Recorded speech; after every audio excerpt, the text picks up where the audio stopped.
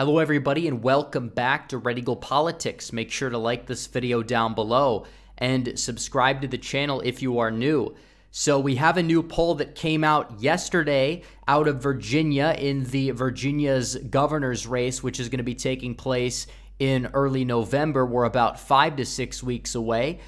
Glenn Youngkin, the Republican challenger to former Governor Terry McAuliffe, is up in this poll by 5 percentage points. It is a little bit of an outlier compared to the rest of the polls, but still fairly significant, and we should be analyzing this as well as the race as a whole because things just got very, very interesting in the state of Virginia. But first, I have to tell you guys about my good friends over at My Patriot Supply. The world is falling apart.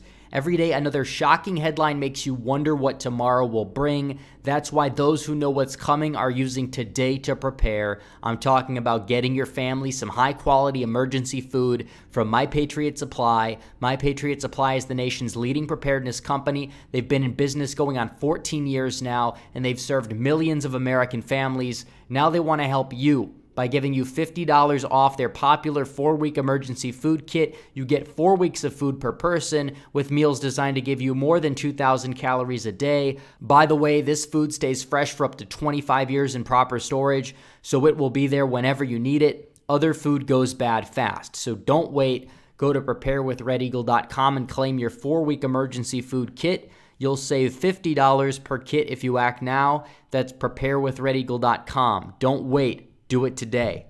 So Glenn Youngkin ahead of Terry McAuliffe in this poll out of the University of Mary Washington. Not a traditionally right-leaning poll, so it's interesting to see Youngkin up in this poll when even in some of the right-leaning polls it has McAuliffe up narrowly. But I will say this, Glenn Youngkin has a chance in Virginia. I'm not saying that he's going to win, but he can win, absolutely. This poll is an outlier. It still should be looked at, but Youngkin can win. I still, again, right now, I would hedge my bets on a narrow McAuliffe victory, but Youngkin may be able to pull this off if he has the momentum. Looking at the polling that we've seen throughout all the polls, obviously it's a mixed bag. VCU has McAuliffe up by 9. They had McAuliffe up by a decent amount the whole entire cycle. Trafalgar has McAuliffe up by 1. Washington Post has McAuliffe up by 3. But I will say this about McAuliffe, and it's very interesting to see, is that in only one of these polls, he's at 50%. The fact that he's not at 50% in any of these polls, and the VCU poll that has him up by 9 has like a margin of error of 7, kind of lets me know that this race is probably going to go down the wire. I think that McAuliffe is still favored, but I do believe that he is below 50%. And there are still some votes up for grabs that we need to look at. But either way, it's interesting to see, but I will warn people that we have sort of seen this movie to an extent before, although the Democrats had the energy factor. Republicans definitely have the energy factor this time around. Even though they lost the California election after Democrats poured lots and lots of resources into it, well, they still did better than Donald Trump did in 2020. And it seems like they will do better than how the Rhino running against Newsom did in 2018 when all the votes are counted. It's like a 24-point lead with like 93% in. That could go to like 22 for all we know. It's ridiculous that it's still taking time to count the votes. It's an embarrassing disaster, but it's still interesting nonetheless. But in 2017, Ralph Northam defeated Gillespie by nearly 9 percentage points. And you want to look at the polling here in terms of the general election.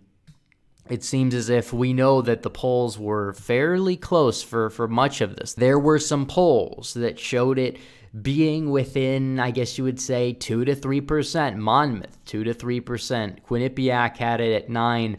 Emerson had it at 3. So we've seen this movie before. This is the caution. I wouldn't be shocked if McAuliffe wins by like 5 or 6, but I don't expect a polling error to be this large, especially because even so, Northam was consistently getting polls 51, 51, 52. Right now, McAuliffe is not exactly getting that, and Republicans have the energy factor. This is going to come down to turnout and really nothing else except for turnout. So I still think McAuliffe is favored, but this is going to be one to watch. It's going to go down the wire. It's going to be taking place in about 5 weeks. And even so, hopefully Republicans, they'll get the generic ballot close enough in the state where they're going to maybe pick off a few seats in the House of Delegates in the state of Virginia. That is what they should be hoping for, and I think that that is a very viable possibility at a very minimum. I think Youngkin can win. I think he's a solid candidate. McAuliffe is not. McAuliffe is essentially an acolyte of Hillary Clinton, who is not really that popular among anybody. I know she won in Virginia, obviously, but if like Rubio was the nominee, I really don't know if she would have. Even though if Rubio was the nominee, I don't think he would have won Michigan, but that's a little bit beside the point.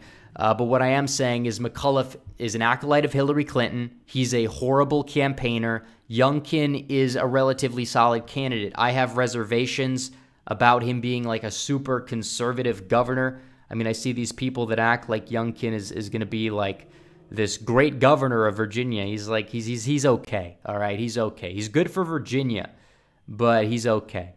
And we'll see what happens in terms of the election. But I did want to also bring up the fact that Youngkin can win, but what does he need to do electorally to win? I've got the election shuffler up here. It seems as if you need to get the rural turnout up to the max, which I think is possible. McAuliffe is not that popular. He did very poorly in the rural areas in 2013. I believe it was worse than what Northam did in 2017, or at least roughly on par, which speaks a lot given trends and given the national environments in both situations. But since Republicans will have the energy factor almost certainly, you look at some of these counties up here, like Loudoun, like Fairfax, you're going to have to get higher turnout, and you're going to have to do better among demographics up here, including those such as Hispanic voters, because there's a lot of Hispanic voters up here. The white pill about the Hispanic voters is that they have been fairly jab hesitant, which again, this is something Republicans should probably capitalize on by being anti-mandate. I think it would help. If you want to make meaningful gains with these groups, you have to be authentic and actually take a stand on the issues that matter, or you're not going to make gains at all. So it's very possible that the Hispanic neighborhoods in places like Fairfax move right a little bit in 2020.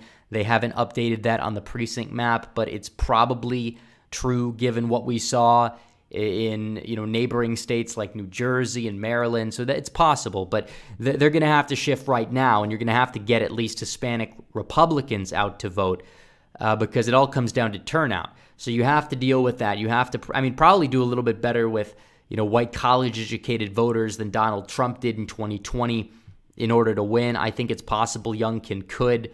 By how much, I don't really know. But let's say these counties up in Nova shift right by 7.5 points. Let's play this game. 7.5 points. If you want to shift those right, apparently it's not going to be good enough. So you have to take into consideration that Trump was not really the best candidate for these parts, and maybe we could shift them right by another like 5.5 points or so. If we shift all these counties right, that's only one region of the state. It gets down to roughly D+6. You'll have to do better in Virginia Beach. You'll have to do better outstate, as well as some of the rural areas, some of the smaller metros like Norfolk and Richmond. Obviously, you're going to have to do better there.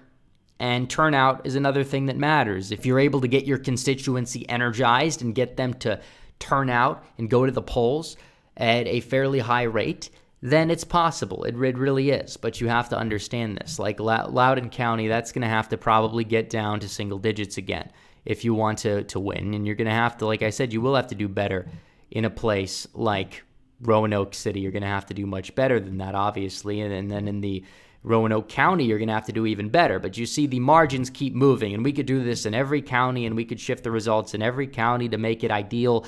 Obviously, the little counties, the city counties make this map hard to do compared to like Wisconsin or Michigan when I've used the election shuffler before. But either way, that margin can dip down significantly, and you can mess around with the turnout as well on the election shuffler, and you can mess with it yourself, and you could find a Youngkin victory. But the math, is it there if everything goes right? Do I expect it to happen? I wouldn't really bet on it. I think that McAuliffe probably will hold on, but this race has not become nationalized. I mean, even though Donald Trump has endorsed Youngkin, it still really hasn't become nationalized, and Youngkin isn't really tying himself to Trump to the point where it will become nationalized, whereas McAuliffe seems to be the one that's trying to nationalize it first and foremost, which is a little bit ridiculous. But either way, it's probably going to be a lean margin for McAuliffe. Virginia is a tough nut to crack. If this was 2013, I would say Youngkin probably would win, but times definitely change. It just depends on some voter trends and turnout trends. And I do think it will be closer than 2017 for sure. Because Northam actually ran a fairly good campaign. Cashapp ran a horrible campaign. Youngkin is out here reviving the Virginia GOP. Obviously, he's not going to single-handedly bring it back to life, but at least the energy is there from a grassroots level to the point where an upset might happen, at least compared to where we were in 2017 or even in 2013, because he has that operation going and because McAuliffe is awful at campaigning. He is a cash cow, don't get me wrong. He's difficult to beat, but he's a Hillary Clinton acolyte. He's not really that exciting altogether, and as of right now, I would say he's favored, but probably around a 60 to 65% chance. Either way, go vote in Virginia. Don't stay home because you think that Youngkin doesn't have a chance, because he does. Even if he falls short, it is a moral victory, especially if you're able to gain enough seats in the House of Delegates to limit McAuliffe's agenda. But either way, guys, it's interesting to see, and I'll definitely keep you guys updated on this race. So anyways, guys, thanks for watching this video. Please like this video down below, comment down below, and subscribe to the channel. Hit the bell for notifications so you never miss another video. Follow me on social media. The links are all in the description below. As always, guys, thanks for watching. Red Eagle, out.